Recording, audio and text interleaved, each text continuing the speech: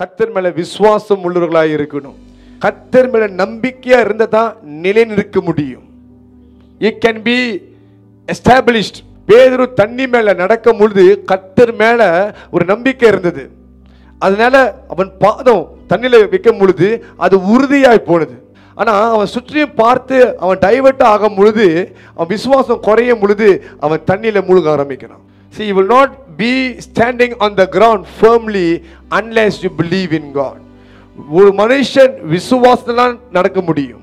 நீங்க விசுவாசம் இல்லாமல் போனீங்கன்னா நீங்க மூழ்கி போவீங்க, விழுந்து போவீங்க. You will not be firm. What can sustain the spirit of man is the faith in God. ஒரு மனுஷனோட ஆத்மாவை தாங்கிறது தேவ வார்த்தை. ஆவியை எதுமா தாங்கும்? அவனுக்குள்ள இருக்கிற விசுவாசத்தின் ஆவி. அதுதான் நம்பிக்கையை கொடுக்கும் அவனை முன்னுக்கு கொண்டு போகிறதுக்கு. அப்ப கர்த்தரை நம்பினால்தான் நீங்க நிலைத்து நிற்க முடியும். Or else you will fall. அவன் ஏன் இதை சொல்றானா, கர்த்தர் பாதியோடு நம்மளை விட்டுறக்கூடாது. அதுக்கு நீங்க விசுவாசம் உள்ளவர்களாக இருக்கணும். No matter how strong, how well prepared you are, without faith in God you will not be successful. You will not be able to accomplish. You will not be able to stand on the ground. ஒரு வாலிபன் வரான், அவன் உடம்புல ஒண்ணுமே இல்லை, வெறும் எலும்பு தான் இருந்திருக்கும். ஓகே, ஒரு சின்ன சைஸு, அங்கே தெளிவாக சின்ன வாலிப பையன் தான் போட்டிருக்குது. சின்ன சைஸில் அவனுக்கு மசில்ஸ் கூட உருப்படியாக இருந்திருக்கு. அந்த டைமில் ஆடு மேய்க்கிற பையன் அவன் நிற்கிறான். அவன் நிற்கும் பொழுது அவன் திரும்பி ஓடவே இல்லை. ஏன்னா அவனுக்கு தெரியும் அவன் கர்த்தர் யார், என் தேவன் கைவிட மாட்டான். அவன் வைராக்கியமாக நிற்கிறான். இஸ்ரவேலின் தேவனை தூஷணப்படுத்துறான். நீங்கள் எல்லாம் பயந்து ஓடுறீங்க, இவனுக்கு நம்ம ஒரு பாடம் கற்றுக் கொடுத்தே ஆகணும்னு சொல்லிக்கிறான். அவன் ஆண்டவர் கூட வளர்ந்த விதம் அப்படி. அவன் யுத்தத்தை பார்த்து வளர கிடையாது. அவன் காட்டிலையும் மலைகளையும் ஆடு மேய்க்கும் பொழுது கர்த்தருடன் நடக்கும் பொழுது என் ஆண்டவர் யார், அவரால் என்ன செய்ய முடியும்? இல்லாம போய் சிங்கத்தின் வாய் கிழித்து போட்டிருப்பான், இல்லாம போய் கரடி தோத்து போய் பிடிச்சிருப்பான். யோசிச்சு பாருங்க. அதெல்லாம் அவனுக்கு கொடுத்த ட்ரைனிங். ஆண்டவர் கூட இருந்து அவன் ஜெயத்தை பார்த்திருக்கிறான். அவன் யோசிச்சான், சிங்கம் பயங்கரமானது, கரடி பயங்கரமானது, அதுவே நம்ம சாச்சிட்டோம். யாரு? கர்த்தர் கூட இருந்திருக்கிறாரு. இவன் எம்மாத்திரம் ஒண்ணு இல்லையே. ஹல்லேலூயா. நான் சொல்றேன், எதிரியை பார்த்து பயப்படாதீங்க, சவால்களை பார்த்து பயப்படாதீங்க. ஏன் நான் சொல்றேன்னா, கர்த்தரை நம்புகிறவன் நிலைச்சு நிற்க முடியும். You will stand firm on the ground. நிலைத்து நிற்பீர்கள். நான் சொல்றேன், விழுந்து போவதில்லை. ஹல்லேலூயா. இன்னைக்கு நம்ம என்ன பண்றோம்னா, நம்மளோட பலத்தை நீ பார்க்கிறோம், நம்மளோட திராணியை எண்ணி பார்க்கிறோம். நம்மளால என்ன செய்ய முடியுன்ற பார்க்கிறேன். கர்த்தரால தான் செய்ய முடியும். கர்த்தரை நம்புகிற மனுஷன் உறுதியாய் நிற்பான், அசைக்கப்படுவதில்லை. ரெண்டாவது பார்த்தீங்கன்னா, தேவனுடைய தீர்க்க தரிசிகளை நம்புங்கள், அப்பொழுது சித்தி பெறுவீர்கள். அப்படின்னா நீங்க என்ன அர்த்தம்னா, you will prosper, success. See, this is very important. இதுதான் சில நேரத்தில் மிஸ்யூஸ் பண்ணிக்கிறாங்க. You have to trust in the prophets of God அப்படின்ட்டு. அந்த ப்ராஃபட் யாரு? முதலாவது ஆண்டவர் உங்களுக்கு அனுப்புற ஊழியக்காரனோட வாழ்க்கையில சாட்சி எப்படி இருக்குது, கனி இருக்குதா, அதை நீங்க பார்க்கும் பொழுது நீங்க முடிவு பண்ணலாம், நம்பலாமா நம்ப கூடாதுன்னு சொல்லி. See, I'm telling you, don't easily go trust everybody. எல்லாத்தையும் நம்பிடாதீங்க, பார்க்கறதெல்லாம் நம்பிடாதீங்க. விழுத்ததெல்லாம் பால் இல்லை, நம்ம இருக்கணும். ஓகே, ஆனா யாரை நம்புறோம் அதான் முக்கியம். If you trust a false prophet, ஒரு போலியான தீர்க்க தரிசியை போய் நம்பினீங்கன்னா என்ன நடக்கும்? தவறாக தான் உங்க வாழ்க்கை போய் முடியும். இன்னைக்கு நிறைய பேர் எப்படித்தமா இருக்கிறீங்க, ஊருக்கு ஒரு பாஸ்டர் வச்சிருக்கீங்க, தேசத்துக்கு ஒரு பாஸ்டர் வச்சிருக்கிறீங்க. நிறைய பேர்ட்ட பேசும்போது எனக்கு இந்த ஒரு ஸ்ட்ராங்கான ப்ராஃபட் தெரியும், இந்த ஸ்ட்ராங்கான ஒரு ஊழியர் தெரியும், இந்த வெளிநாட்டில் ஒரு ஆளர் தெரியும். சரி, எப்படி கொண்டீங்க? இல்லை, எனக்கு கஷ்டம் வந்தால் நாங்கள் ஜெபிச்சு கேட்டுக்குவேன். இது கர்த்தர் கொடுத்த மேய்ப்பர்கள் அல்ல, நீங்களே எடுத்து வச்சுக்கிட்ட மேய்ப்பர்.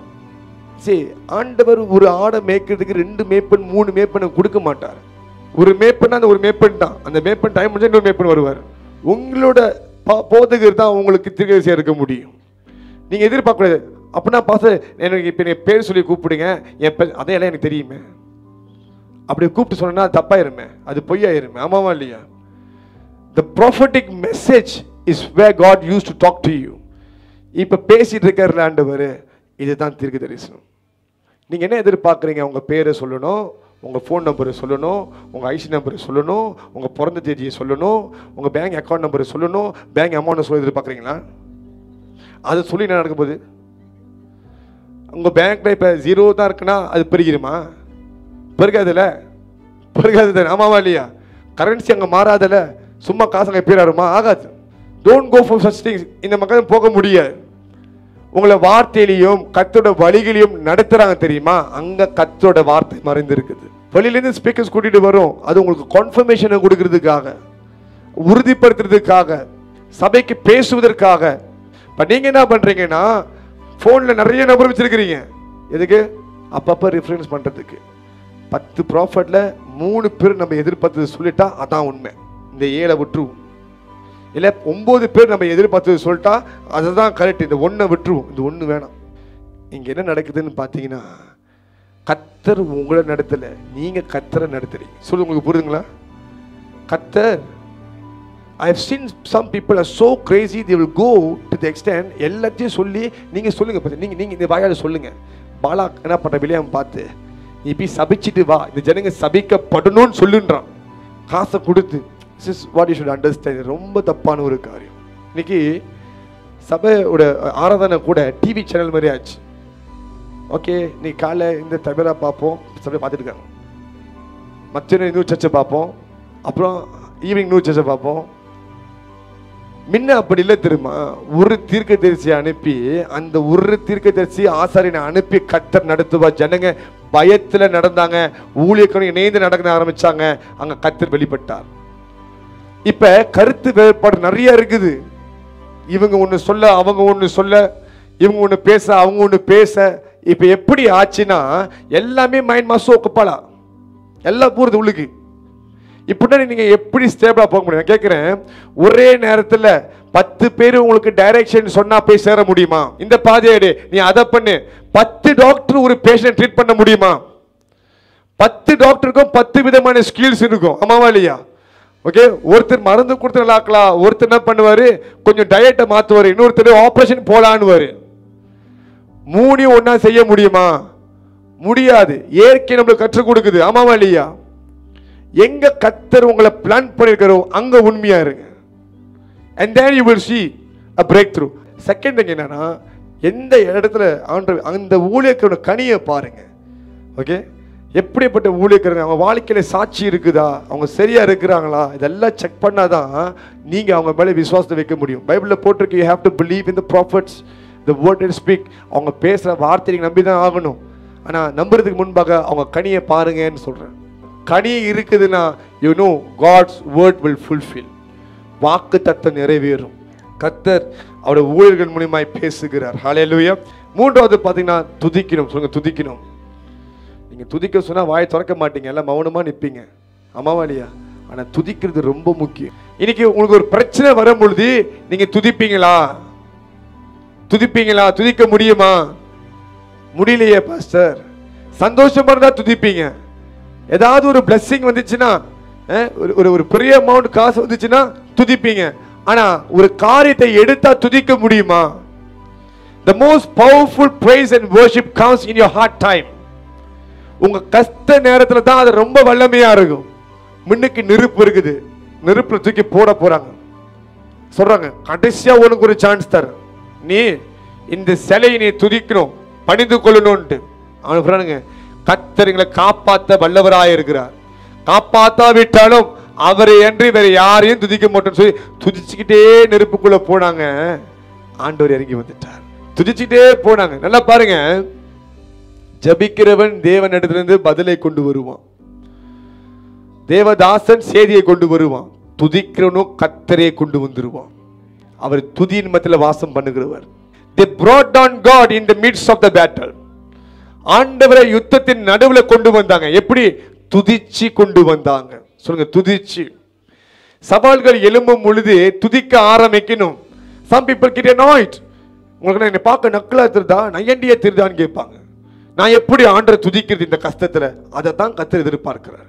பிரச்சனை வரும் பொழுது அறைக்குள்ள ஆண்டவர் துதிங்களே. என்னைக்கு you have a lot of things to say, a lot of things to complain. நிறைய காரியத்தை கம்ப்ளைண்ட் பண்றீங்க, இது சரியில்லை, அது சரியில்லை, இது கஷ்டம், அது கஷ்டம். என்னைக்காவது ரூம்ல போயிட்டு கர்த்தரை துதித்திருக்கீங்களா? வர்ஷிப் பண்ணியிருக்கிறீங்களா? அந்த நேரத்தில், அந்த கஷ்டமான நேரத்தில் நெருப்பு எரிஞ்சிட்டு இருக்குது. ஓகே, 7 மணிக்கு அதிகமாக கூட்டிருக்காங்க அந்த அக்கனியை. அங்கே கொண்டு போய் போட்டுமே செத்துட்டான். அப்புறம் it's so evident there's a strong fire over there. ஆனா துதிச்சுக்கிட்டே உள்ளுக்கு போறாங்க. நாங்க துதிச்சுக்கிட்டே சாக போறோம்னு தான் போனாங்க. ஆனா ஜீவனின் அதிபதியே உள்ளுக்கு இறங்கிட்டார். ஆண்டவரே இறங்கி, ஏன்னா துதி எங்க இருக்குதோ அங்க ஆண்டவர் இருக்கிறார். அங்க எழுதப்பட்டிருக்கு 4 பேரா நடக்கிறாங்களே, ஆண்டவங்க நிக்கிற திரும்ப நடக்கிற வாசனை means is leaving moving within them. உங்களோட உபத்திரவ காலத்துல, சவால் காலத்துல கூட நீங்க கர்த்தரை துதிக்க ஆரம்பிச்சீங்கன்னா கர்த்தர் மத்தியில அசைவாடுறதை உணர முடியும். Let me tell you something. Let nothing stop you from praising God.